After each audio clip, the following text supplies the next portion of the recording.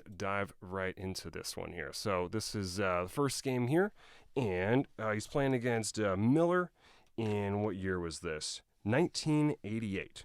All right, so we go like this here. Pawn to e4. Novelty. Pawn e5. We go like this. Italian game. Any Italian players in the group?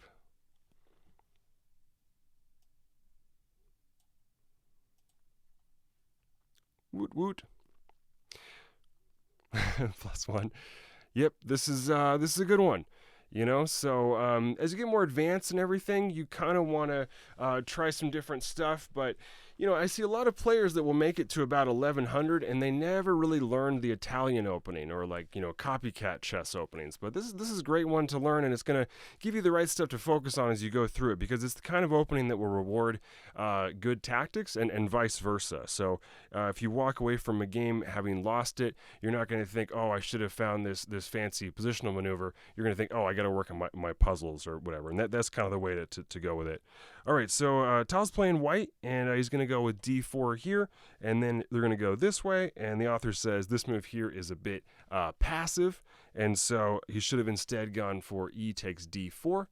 After this, we're going to go with this move, and then after knight takes e4, what do you think white should do here?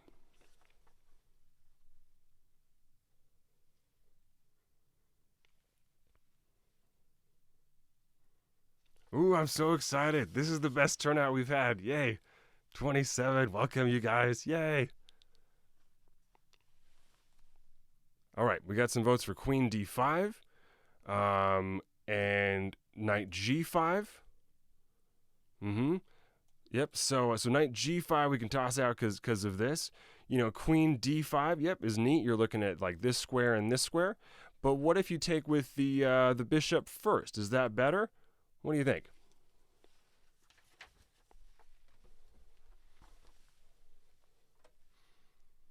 It's fun asking you guys really tactical questions, and then I can pretend I'm super, super smart and I can look it up on the other screen and see what the engine says. So should we take on f7 first, or should we go queen d5 first? What do you think? We are going to go ahead and play for, takes on f7 first. If instead we went with queen d5 first and then just have right here. And so then after this, and then we go takes. Now pawn to d5 totally saves the day here for black. Yikes. Not the way we want to, have this game go. So instead, we're going to go with takes on f7 first. King takes back, and now we do this nice little fork to win this guy back.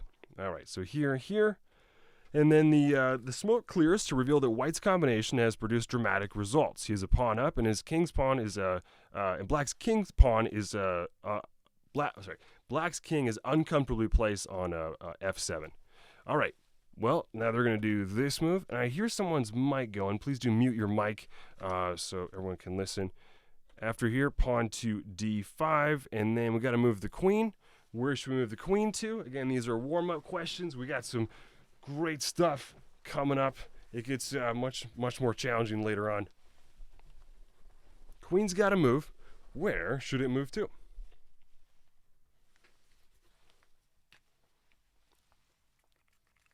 Bio team. It's great for dry mouth. If you ever have to give like speeches or anything, you can use that. Helps with dry mouth quite a bit. If you were thinking queen to d3, you would be right. We go back like this, and now queen comes to d7. And, we got things off to a good start. The king's position was a bit unstable, and things were looking nice. Okay, we had some suggestions for like queen to f4. That could also be plausible. Let's see here. Let's check out that one. Queen to f4. If you go this away, that seems perfectly reasonable. Yep, looks like a good alternative. Ooh, perhaps even better, according to the engine. Hey, nice one. All right, so in the game here, he goes with queen d3, but f4 may have been even better. Okay, so the game continued, though. Queen to d7, this also is a simul. So in 1988, he was playing multiple players while doing this one. All right, so after right here, we have rook to e1, controlling the center, protecting this guy. And then we're going to slide over this rook, knight c3. King comes back, and now this king's starting to get away. He's starting to get away. What do we do?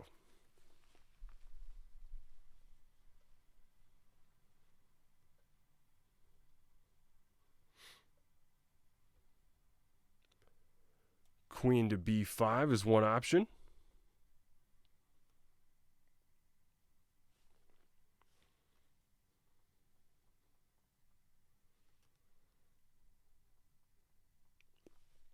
Knight b5, don't love it. I mean, there's not really a threat there.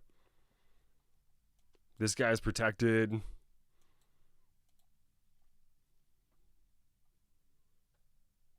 Knight to g5 is going to be a nice job. Yep. Knight g5, and so now we're, attacking this guy right here. And at this point, you could say, well, do we really have that much going with this attack? I mean, there's kind of a cluster in front of this king. I mean, how exactly are we gonna crash through this guy? So it kind of remains to be seen. Well, after right here, they're going to go bishop to c5, and so we will go ahead and take this guy. Simple as that. Oh, wait, not so simple at all. Bishop takes f2. Ha, tricked you. Okay, let's think about this for a second. The bishop went to c5, seeing that this bishop here was already protected. Additionally, the bishop, in combination with this rook, is going to be attacking f2, doing a fork. And so then, imagine Tal, he's going around to all these different boards, he's playing a simul. And if you don't know how a simul works, it's like you have, like a circle of tables, and then on each table there's a board, and you make a move, and then you go on to the next one. And then they make their move, and this repeats over and over again. So imagine Tal looking at this. Typically, you do this each move in about 20 seconds. He goes, yeah, okay, boom. This was, like a 20-second thing maximum. He just goes right into this. All right, well, let's see what he had in mind. After right here, then king to h1, and then bishop takes e1. 20-second think here, probably, when he committed to this. And, now we have to worry about this. Like, we're going to get, back rank mated, potentially. This is game number 1. I've got 3 of these guys. All right, so after takes on e1, what do you do now? Okay, well, we're going to take the rook. Why not? And then after right here, rook takes back. Okay, and what do you do now? White to move.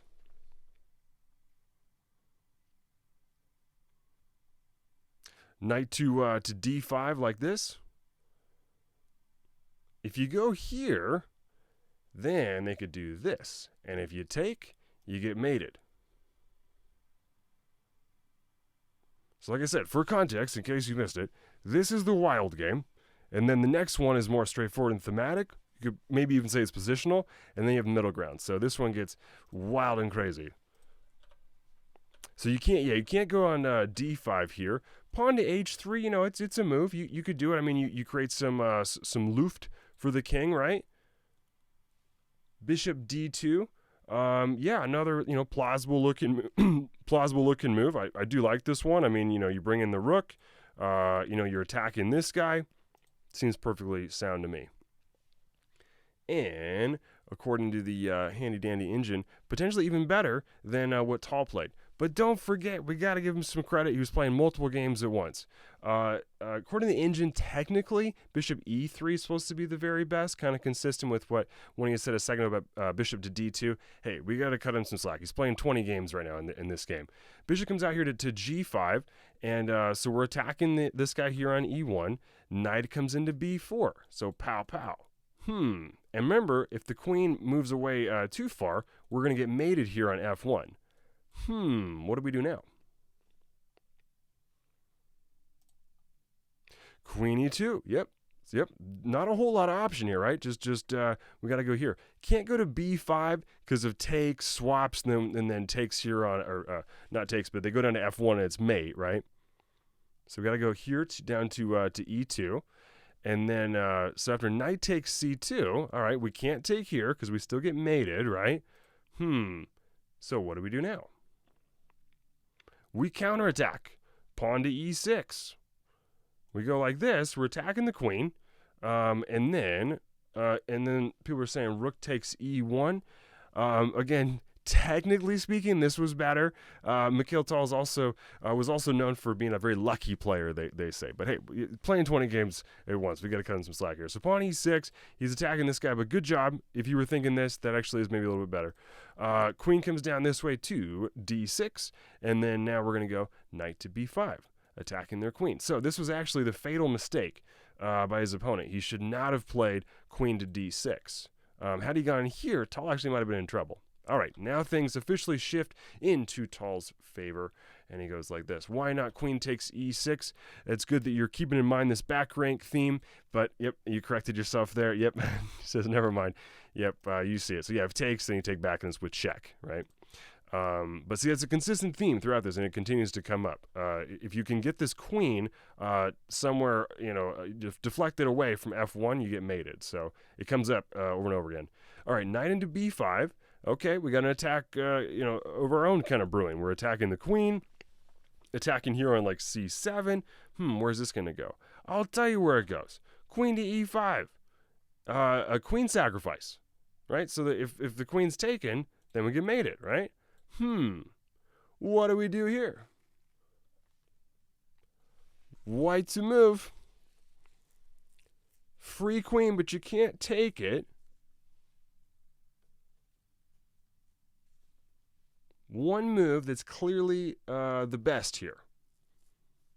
No close second. See if you can guess it.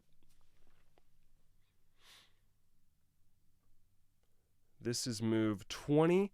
There's 13 more moves to this game. Knight takes c7 is the second best move.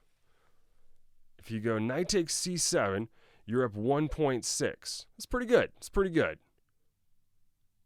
But Tal said that is not going to suffice. And he came up with a dazzling move here. Pawn push. Which pawn?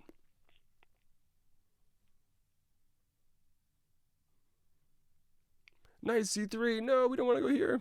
This knight's well posted out here, so we don't want to retreat this guy.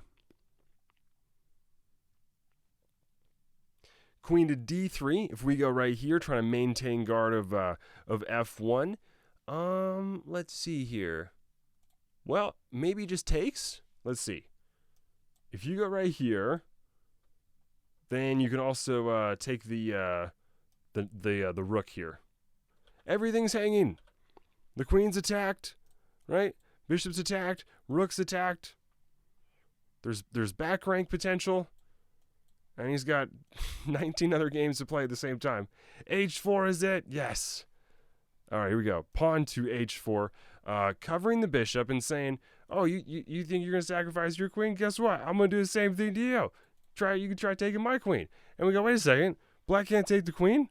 They can't. Because if they go here, we don't need no stinking queen to do mate. We got a knight, a bishop, and a pawn. Huh? How about that, mate? Huh? That'd be checkmate, right? Yeah. But his opponent says, okay, I see what you're up to, Tal. I got some fight left in me. Let's go here. This game is not over. Queen to g3. Hold on a second. So the queen is defending c7 still. And notice it's threatening here. Rook to f2. Yikes. Youch. Right? What are we supposed to do now? There is one move that is better than all the others. What do you think it is?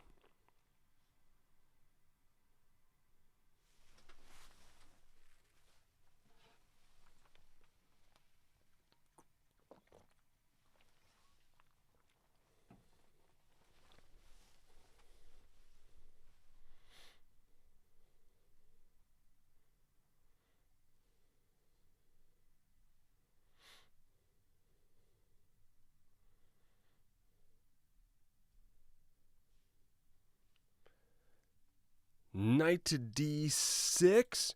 Let's see here. So if you go there, and then if queen takes pawn, queen to b5, nah, because then when you go here, they're probably going to be able to go like c6 and kind of shut you out that way.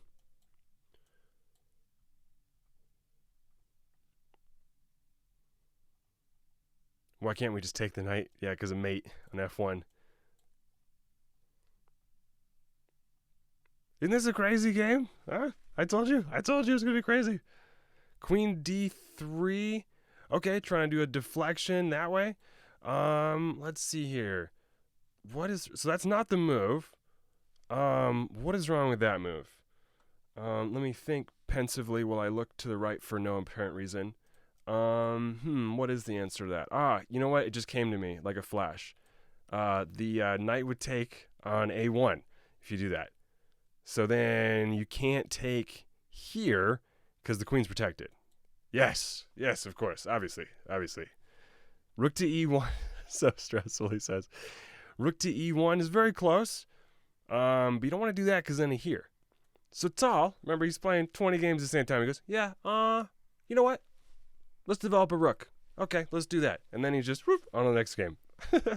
This seems like a good time to develop a rook. All right, neat, that's right. All right, so the knight can no longer take our rook, and who knows? Maybe we'll get a mate using the rook. So then his opponent goes, okay, well, what exactly did you have in mind about this move? Rook to F2, threatening mate in 1, and, well, you mean like mate in 1 this way, and also to take the queen. What do we do now? Well, we got to give up our queen, because we don't like our queens, apparently. And then after right here, now we go like this. How exactly does black stop the mate? He gives up his queen. He takes right here. Takes. And then now it's sort of, a matter of technique, as they say. I mean, we're already up the exchange. This was already a success and everything. So we're going to take this way, and then after he comes back, multiple different moves win. We already won the game. Okay, but now wait a second. So we'll look at this we'll finish the game in a second. But let's rewind a minute and appreciate this. So again, in this position, with all of this stuff happening, what he did was just bring in his rook. So, the rook's not doing anything here. It's doing something here. But that's quite a quiet move. You got to go 1, 2, 3 for it to come in. And you wouldn't think he would have the time for it. But he does. And after here, just giving up your queen. After takes, then they go here. There's just no way to stop this anymore. And the queen is kind of tripping over this bishop, right? It can't jump over the bishop and do mate this way. There's no checks. All of a sudden, this knight out here, it's not really working together. But all of white's pieces all of a sudden just kind of click, and they're working together perfectly. So this is the only move that prevents mate. And so he had to actually give up the queen just for 4 points there. So when all is said and done, the smoke is settled, dust is settled, all of a sudden now we're totally winning this. And so the finish of this was, he goes over like this, king f8, and the position is no longer critical. You don't have to play the absolute best moves. Just got to come up with a solid way of winning it. And so this is the way he chooses. He goes rook to d7. This guy comes back, here check. This comes over, and then now what? And I'll answer this question in a second. What if we take the white queen with the black? Okay. These are good questions. Let me answer in just 1 second. What's the move here for white? No, we don't want to push the pawn. We lose the rook. Well, actually, would that also work? Yeah, that could work too. Yeah. Yep. Nice. Yep. That could also work. But, when I do a capture, a bit more forcing, a bit more straightforward, it doesn't really make a difference. Either one would work. And so after right here, he goes back like this. Okay, so then we just go right here. This guy comes down, and now we push. Exact same idea. So well done.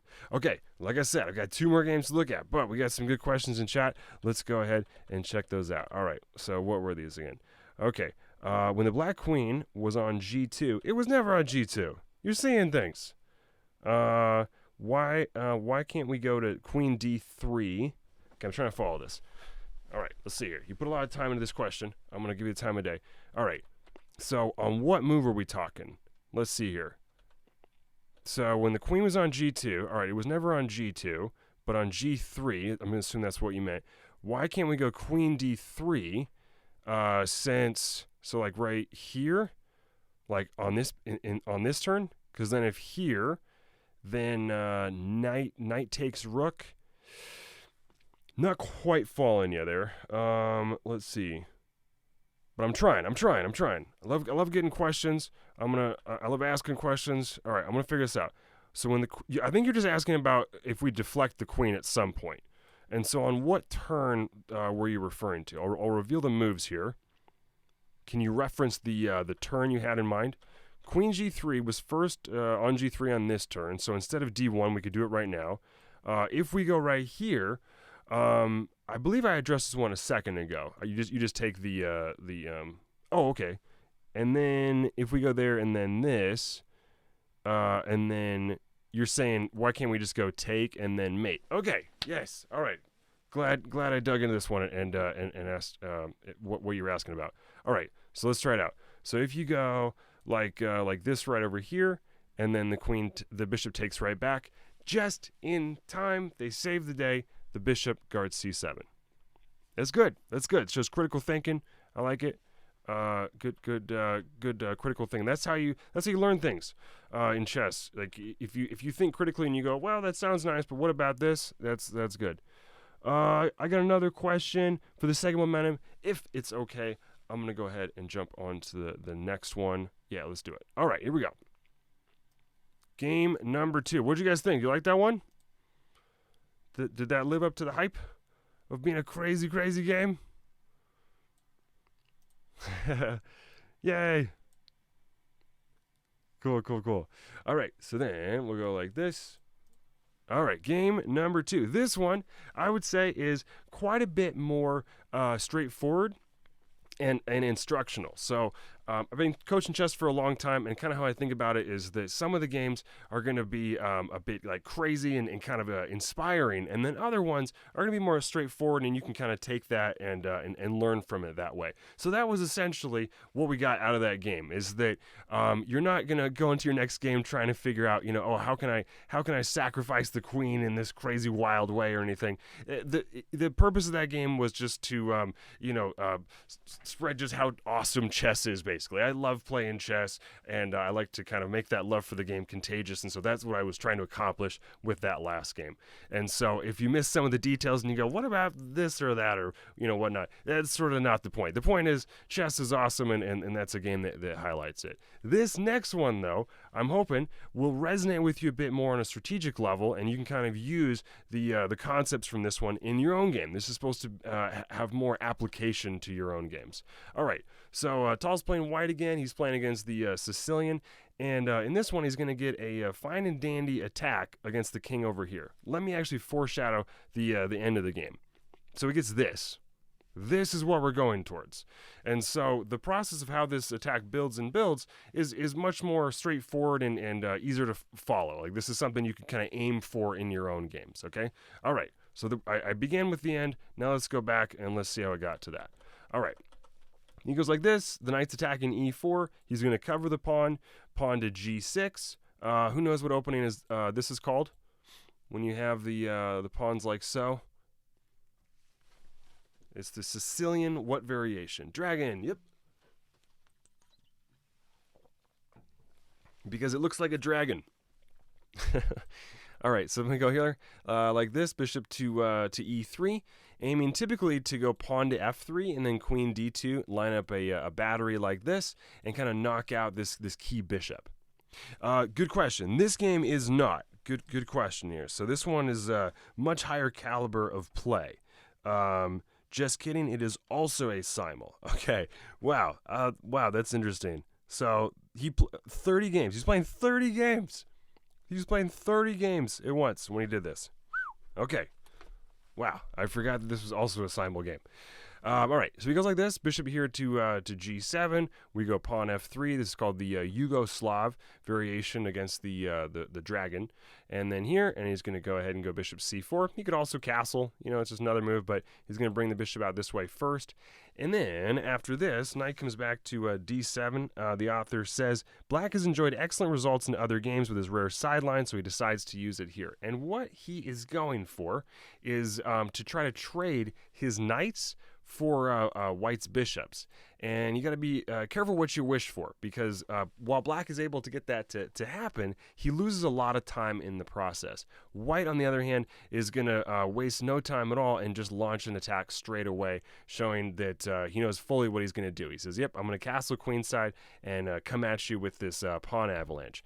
And so, whenever you have an opposite side castling situation, which is what's about to happen here, you can then leverage the pawns in a different way. Instead of using them for protection, right? If the king is here, and then you have the pawn shield like this, you need to keep that pawn shield back.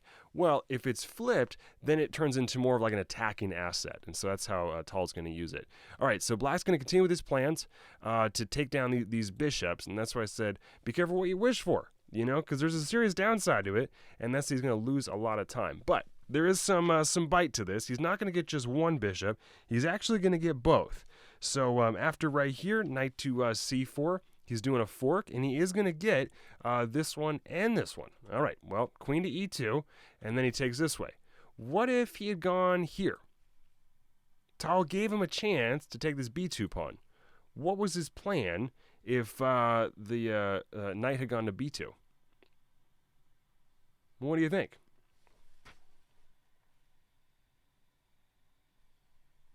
Because it didn't, right? I mean, it took right here, but Tal did not go here. He could have gone to c1 to guard everything, and he said, yeah, you can do it. It gets trapped, just castle. Yep, good answers. So let's see here. So if you took if Black took on b2 right here, it's saying we would actually go like this, takes right here, and then after it takes right back, then you can just kind of ignore everything and just say, yeah, what's your knight doing now? You know, pawn g4. Now I'm coming for you. Whew. You're going like this. You don't even need a castle. So yeah, basically gets trapped. That's a good way to think about it right here. We don't even need to circle back to get it. We can just ignore that this is happening and just kind of pummel him with these guys. Yeah. Cool. All right, so in the game here, Black goes, I don't like the sounds of that. I'm going to take this way. Okay, grabs, and then the knight takes this way, and then we take it right back. And then after bishop to d7, we're going to go ahead and get castled. And then after pawn to e6, okay, we have a good general outline of the plan. The plan was castle queenside, and then use this armada of pawns here and just kind of come at them. All right, neat, sounds good. Which pawn do we start with? Do we go here? Do we go here? Do we go f4? This move?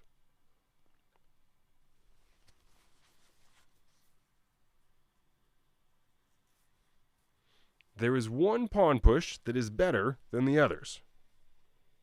Which do you think it is?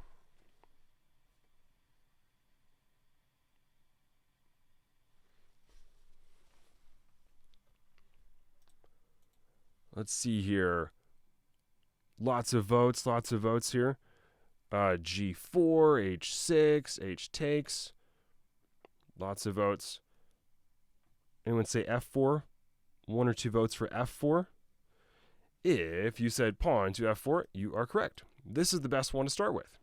Okay, if instead we had taken this way, then it's going to actually allow Black a chance to take back here, and then the rook is opened up a little bit, and it's going to be harder to kind of push through, essentially.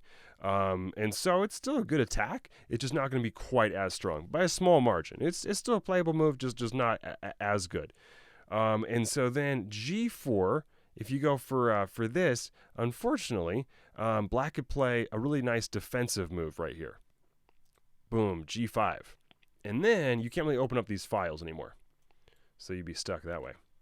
So we're going to go with the move pawn to f4. Ooh, cool. Another long question here.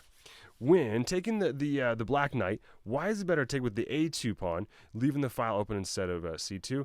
Cool. Great question. I got this one a month ago, too. Another player asked about this. So in general, the rule of thumb here is that when you, and so the question is, why take this way instead of this way, right? Okay, so he points out that, you know, if you go this way, then the A file is open, which may offer Black some counterattacking chances. But, you know, this is going to take kind of a while. And the general rule of thumb is that you want to capture towards the center and not away from it. And it's good. It's good that you're thinking about, well, you know, what about this queen coming down? And it's just going to take too long, essentially. So let's see here. the engine actually says that there's a case to be made for your move though too. So no, it's a great question. So in theory, that's kind of what it would be, but it would really depend a lot on how fast this one comes in. So to your credit, again, it's a good question. It's actually equally as good to have taken this way. It's less thematic. I don't know. I'm surprised that also works. Good question. Good question. What about the pawn push to h6? Another good question. Let's see here. So after f4. Then it goes this way. If instead we had gone to h6, if we gone to h6 instead on this turn, then this guy comes back. So we can still make this work, but again, we're kind of closing off these files. So when you're attacking in an opposite side castling situation, your whole job is essentially to open up files. And so if you do a move like h6, you kind of close things off. Another question. Okay, cool. If cxb3, then rook c8 at some point is uncomfortable. Yeah, okay, that's another good point to be made for a takes. Great questions all around. All right, here we go. Queen comes this way over there to b6, and now we go with the fine and dandy move pawn to f5. All right, so white tries to crack open the enemy king's defenses before black's bishops can do any damage. gx-f5. The greedy alternative, pawn to e5, loses to the move knight to d5. And then after right here, then we have the fine and dandy, totally amazing, knight to e7 check, king to h8. And then we go here, and you go, wait a second, aren't we losing the queen? Well, here, here, boom, checkmate. We don't need no stinking queen. We can get a checkmate with a knight and a pawn and a rook. How about that? That's pretty cool. Because you got to think about when he made the move pawn f5, he had to see all of that. He had to make sure, okay, this is actually going to be fine for me. He can't really do e5, and then he's got 30 other games he's playing. Pretty amazing stuff. So gx f5 like this, and now we're going to go with e takes here, and then the king's going to scurry on over this way to h8, kind of clearing space for the g8 rook, and then after this, we're going to bring in this rook. Now, why would we do that? This rook's already on h1. It's kind of aimed at the file that the king's already on. What's the point of moving this guy over? What was the reasoning behind that? And it is indeed the best move.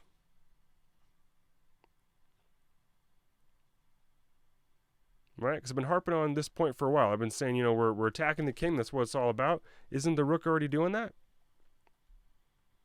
To kind of prepare f6, sure. e5 loses the pin knight. Good that you're asking about this. This is, again, going to come up in a second. Yep. But my first question is, why did we move this rook over right here?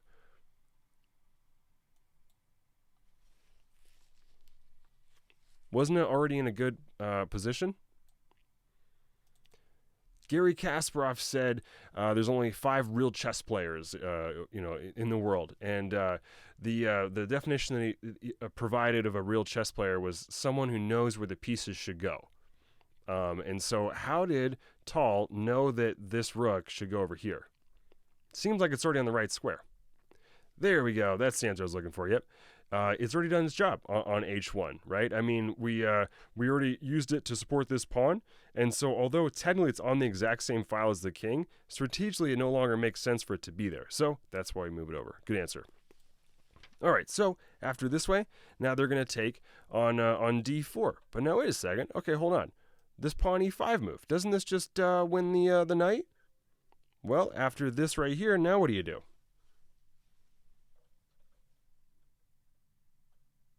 Pawn f6. Yep. So we do this move, and then after here, then what can black do? I lost my spot on the book. Let's see here. So after e5, then you can go like this, right? You can take on f6, and then we just take this rook, and then after right here we go rook takes. Okay, and we're coming in and we retain the knight. But the question was, what about just right here? Well, the thing is, this comes with check now too. So that's why we kind of thin out the defense of this guy, and then after it takes back, now it's just totally crushing. So there is no time for that pawn e5 move, miraculously enough. All right, so he's going to go with this move here. He's going to take on d4. We grab this way, and now he says, okay, tell you what, I'm not going to try to win anything more on d4. How about Tal, how about we just trade queens? I'll go here, and he was expecting for Tal to go, sure, you seem like a swell guy. We'll just go right here and then trade off the queens. And Tal said, no, I want to use my queen, and I want to checkmate you. So I'm not going to do a queen trade. So he didn't move the rook. What do you think he did instead?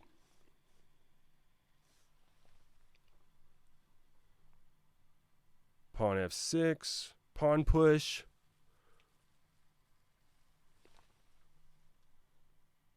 Knight d5.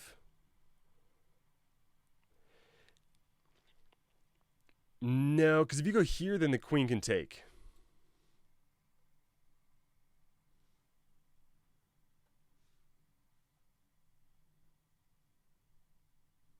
Threat levels. Queen to h6 is indeed the right answer. Yep, we go right here, and Tal's saying, yeah, no, you can have it. You can take my rook. Let me go play these other 30 games now. You know, what, really? You could afford to give up the rook? Are you kidding me? You know, amazing stuff. Amazing. And, I mean, he can really easily lose this game if he messes this up. You have to be very precise now. We are down by 5 points. And sure, I mean, this looks pretty good, but worth a rook good? You know, we're going to have to see, right? Queen takes on d4. What do you do next?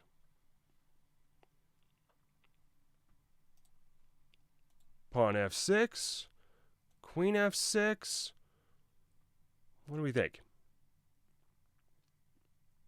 1 is correct and 1 is incorrect. Which is which?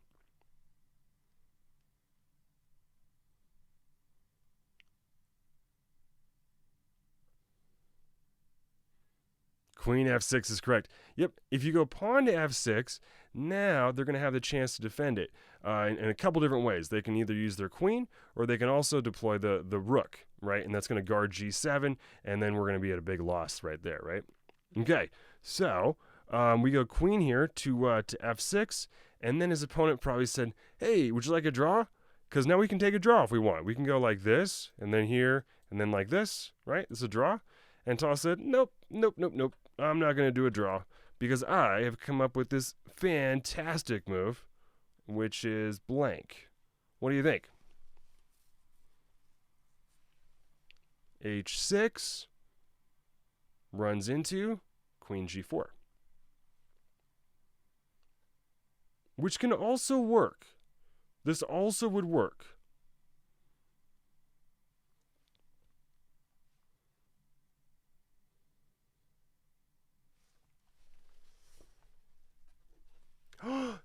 Oh no, my heart is broken. Oh my gosh, this double exclam move, which looks super cool, objectively isn't necessarily the best. No, I'm devastated. Oh man. All right. I did not know that. I didn't want to know that. Now I do. Gosh. All right. So h6 is actually objectively better than this fantastic move, which objectively doesn't actually work. Which is tragic. That's probably the worst news I've gotten all day. So this is terrible. Because look at this. I mean, this is an amazing looking move. I just found out this is actually objectively not the best. Apparently, if they brought the rook over, this sacrifice wouldn't work. But let's pretend like we don't know that. Wow, knight d5. What an amazing move. Yay. Because we're threatening mate, and then after they take, right, they take here on d5, what do we do? Well, now they don't have that defense of going queen g4 anymore, right? So now you can just do this move, right? You just go like this. Oh, nope, because then here takes. Okay. So after here takes, what was the plan? Cool, there's a bit more bite to it. See if you can figure it out. Ta-da! Yep, good job. Yep. We go right here. This comes over. Now here, then this. That was quick, too. Wow, fast typer. Yep, so then here check. This comes up, and now it's mate. Cool. And it's important to do the queen g5 thing first, because if you just go for it right away, then they can grab and then protect it, right? Okay. So, objectively speaking, all right, this would have saved the day for black. All right, but we'll pretend we don't know that. Rook f3. For the sake of momentum, I'm just going to continue. So, rook comes over this way to e8, and so guarding this e7 square. A sensible looking move, but also game losing. All right, whatever. So, after rook here to e8, we're going to do queen g5 check, king comes over, and if we want the draw, we can take it. We can do something like rook f3, like you were saying. We can push this pawn, this pawn. What do you think? How do we continue?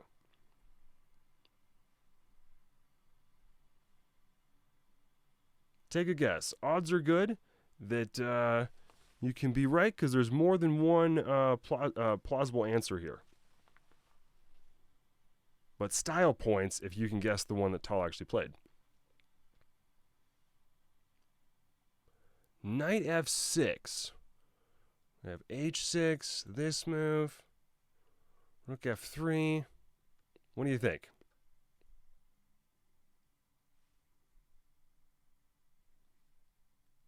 If you said pawn to h6, you are right. Yep, this is the one we go for. But then after here, now they can go like this, and the queen is protecting the king. Now what do you do?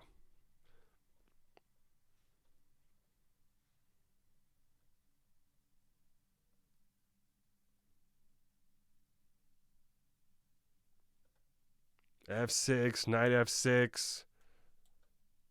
All right, see if you can catch the combinations. I don't know if it's a forced mate, but there's mate in 4 from here. It's not technically forced, but see if you can also remember what I said at the beginning of this game.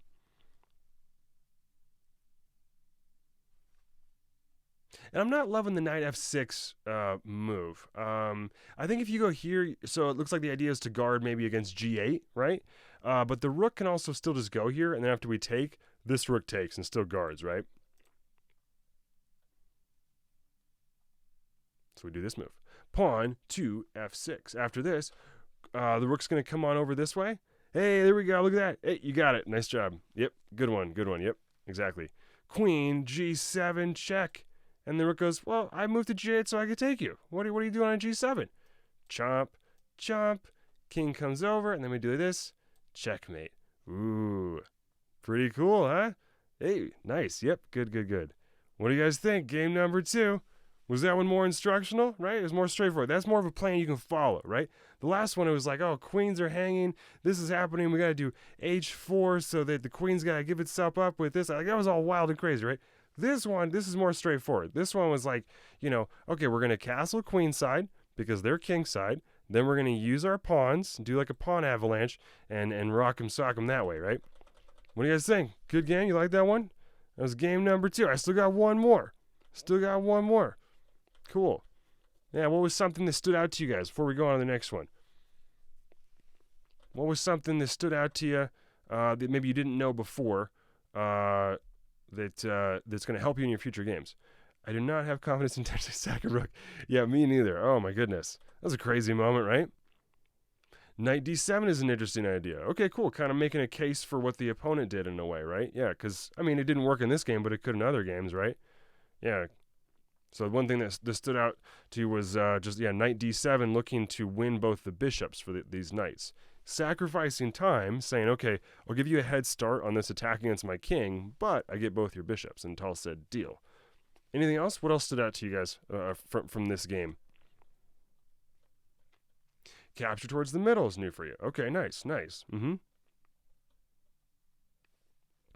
Leaving the A file open when castling queenside only works if you're confident in your attack. Yep. That's a good question. I mean, like I said, when you actually could take back with a C pawn in that situation. You don't have to castle immediately. Hey, these are fantastic takeaways. Very, very nice. Very nice. Okay, so I'm going to go ahead and proceed on to the next one. These are great. Keep them going if you guys got more. Yeah, let's hear G4 at some point. And F4 led to the same useful idea. Let the queen go to the H file. Yep. Very nice. Yeah, there was one line, right, where if they took here, then you just say, okay, you can have it. And then boom, and then this, right? Yep. Cool stuff. Cool stuff. We are now on to game number 3. Now, I don't have enough time to do this game the justice that it may deserve, but I want to make sure I didn't run out of games to cover. But we will have to kind of cram in a lot of moves with this one, which is too bad. This one's probably the most advanced one and whatnot. Did you guys, by the way, get a chance to sign up for this tourney? I made it a 3-2 3-2 tourney. Put the link in the chat right here. I unfortunately have a obligation after this. I'm playing in my local chess club, so I won't be able to play in it, but hope you guys do.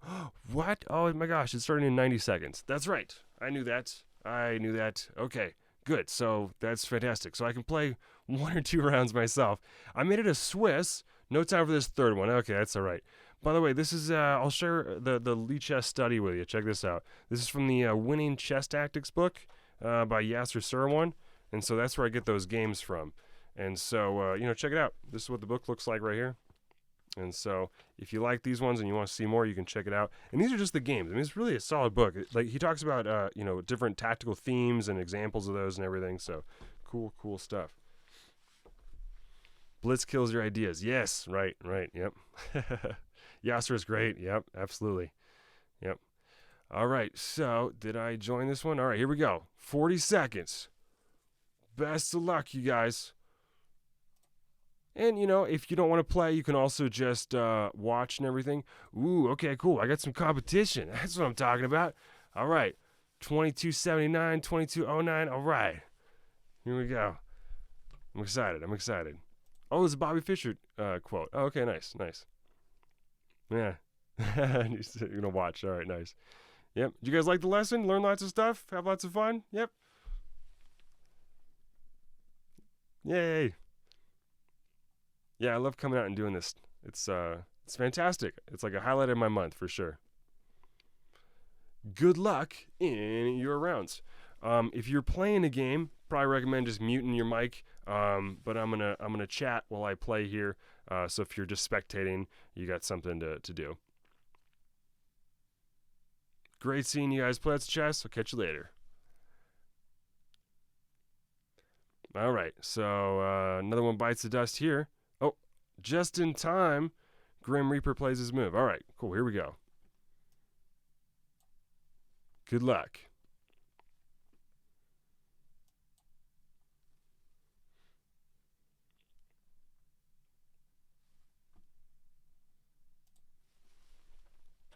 By the way, you guys should check out, I'm doing these YouTube videos with International Master Georgi Orlov, and we just made another one. It's about Bobby Fischer, actually. So if you like Bobby Fischer, you can check this one out. Right over here.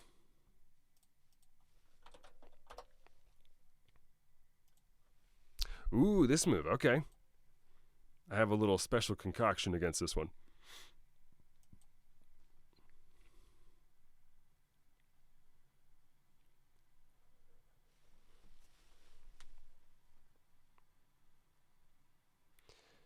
So we got a French defense, and then I went bishop to d3. Pretty sideline stuff, but I have a little sideline thing of my own within this sideline.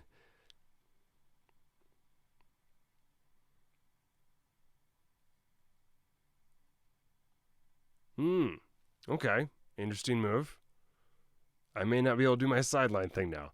No! Okay, wait a second. I haven't seen this before. Well, I wonder if I just go queen b6 or something. This is my favorite time control, by the way. I like 3-2 a lot. I mean, I like long time control games, but if I'm going to play blitz, I like 3-2 a lot.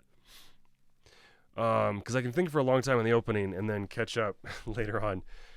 Okay. Probably just takes.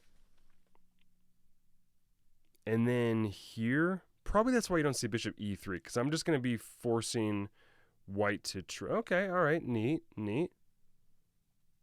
Okay, we'll go take, and then maybe it's just easy equality. I don't know. Relatively even-steven game.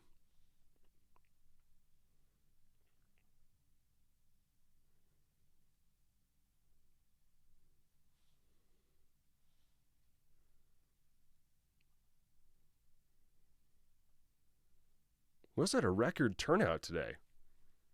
That was awesome.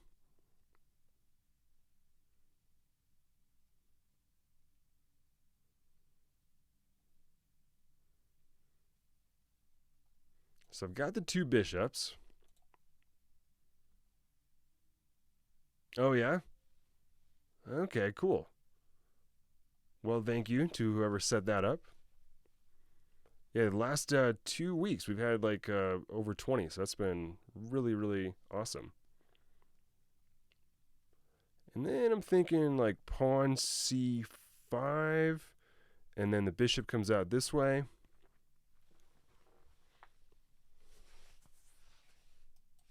Ooh, now I have the two bishops. Wahaha. You're doomed.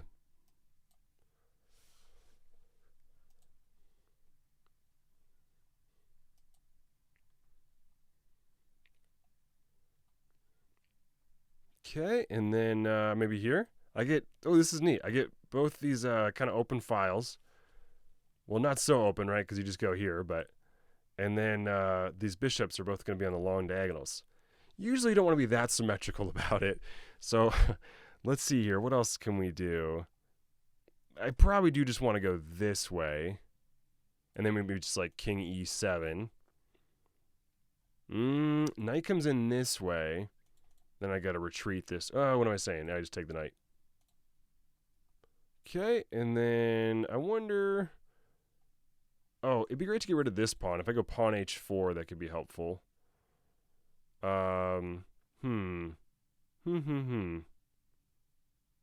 I push it right now, then let's see here. I'd have to go back and admit that I was wrong for going here, and I don't really want to do that. So let's just play something different, like this move.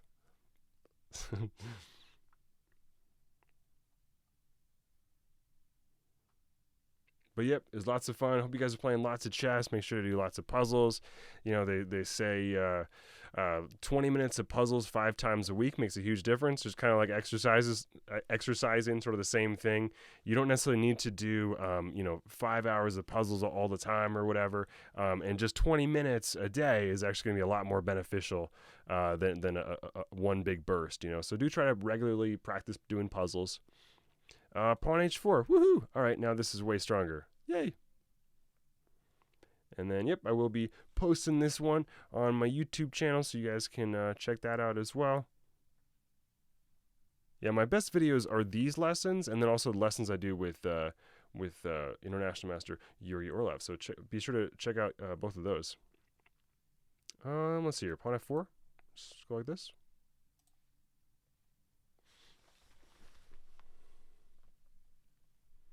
Yeah, I have a G90 tonight.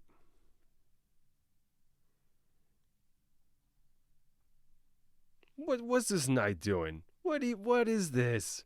What is this? Get out of here. Go. Scram. Get.